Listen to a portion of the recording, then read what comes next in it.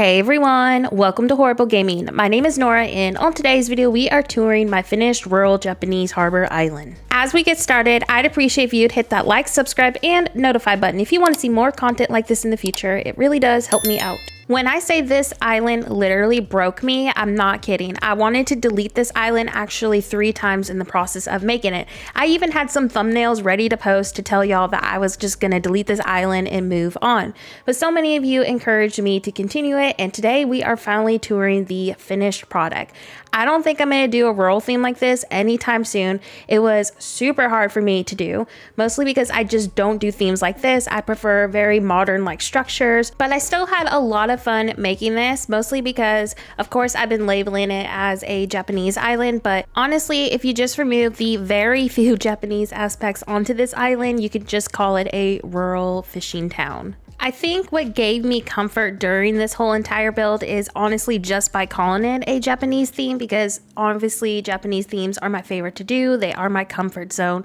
Easily, kind of like how someone goes to a cottagecore aspect a lot. That is basically me with my Japanese islands.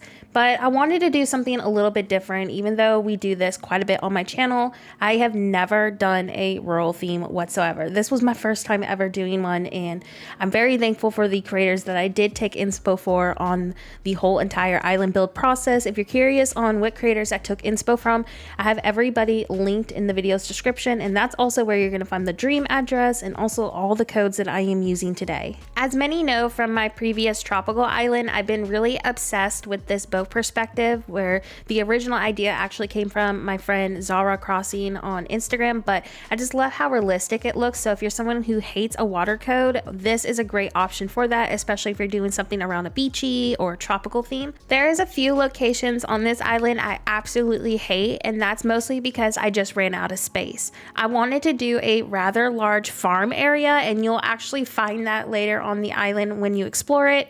And the issue with that location for me personally was, again, I just ran out of space. I really wanted to add a lot of rustic structures on there. I wanted to move 2 of my villager homes, but I just had no space whatsoever.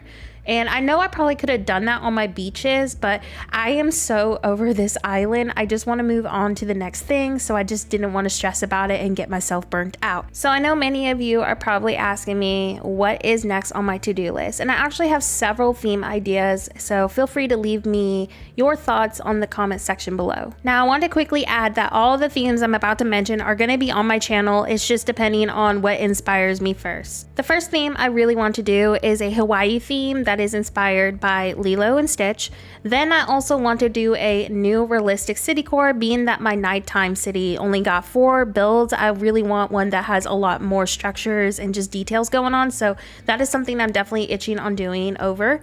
Then another idea I had was a abandoned city, and I do have some other ideas too, but I honestly am just going to be testing out themes, so my channel is probably going to look very sloppy over the next few days, mostly because I'm testing out themes to see what inspires me first.